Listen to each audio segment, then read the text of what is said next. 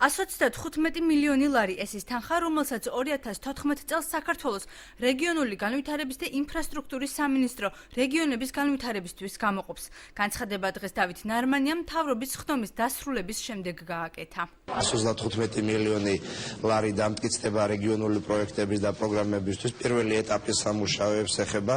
ჩვენთან სახელმწიფო კომისია მუშაობს, რომლის პარალელშიც მომზადებული პროექტები თვითმმართველობებიდან შემოდის, მტკიცდება და შესაბამისად გამოიყოფათ მათ დაფინანსება ამ პროექტების განსახორციელებლად. მასპე რაც საკითხი დამტკიცდება მთავრობის ხდომაზე გავაკეთებთ დეტალურ განცხადებას, რა პროექტებია ამ ეტაპისთვის ჩვენთან შემოსული და დამტკიცებული. რამდენი დაიხარჯება ამ თანხიდან აჭარის ავტონომიური რესპუბლიკისთვის ჯერ უცნობია. ბათუმის საკრებულოს სამინისტროში წარსადგენი პროექტების შესახებ ჯერ არ უმსჯელია.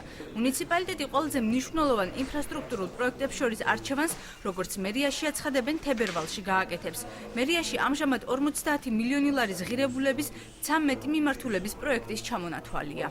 ეს ძირითადად ეხება ქალაქის შემოერთებული ტერიტორიის ინფრასტრუქტურის განვითარებას, ქალაქის სანააღმრო არხების რეაბილიტაციას, გზების, ქუჩებისა და ტროტუარების კეთილმოწყობას, იგივე საგანგებო სიტუაციების მართვის მხრივ ქალაქის სხვადასხვა აუცილებელი სპეცტექნიკის შეძენას, ეს შეიძლება სახანძრო თუ საგანგებო გადაუდებელი სამსახურისთვის, ასევე შეეხება ქალაქის გამწვანებას, წყლის სისტემების რეაბილიტაციას, საბავშვო ბაღების მშენებლობას, სასპორტო დასვენების ობიექტების რეაბილიტაცია. დაფინანსების მოსაპოვებლად მხოლოდ პროექტის წარდგენა რომ არასაკმარისი იყო გასული წლის მაგალითზეც ჩანს. 2013 წელს თვითმმართველობის მიერ ეგრეთ წოდებული ჟილინის არხისა და მანთაშევის გადასასვლელის მოსაწესრიგებლად მომზადებული პროექტი არ დაფინანსდა. საკრებულოს წევრი ვაჟა ვერულიძე ამას არა პროექტის მოცულობას, არამედ მის არასაკმარის დასაბუთებას უკავშირებს. მისი აზრით პროექტების მნიშვნელობა არგუმენტირებული უნდა ყოფილიყო.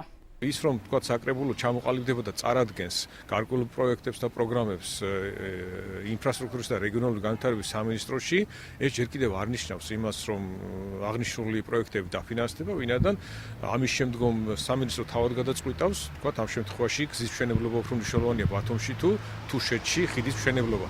შესაბამისად, რამდენად დასაბუთებული იქნება წარდგენილი პროგრამების და პროექტების მიზანშეწონილობა, იმდენად უნდა ველოდოთ ჩვენ შესაბამისი სამინისტროსგან ამ პროექტის დაფინანსების შესაძლებლობას.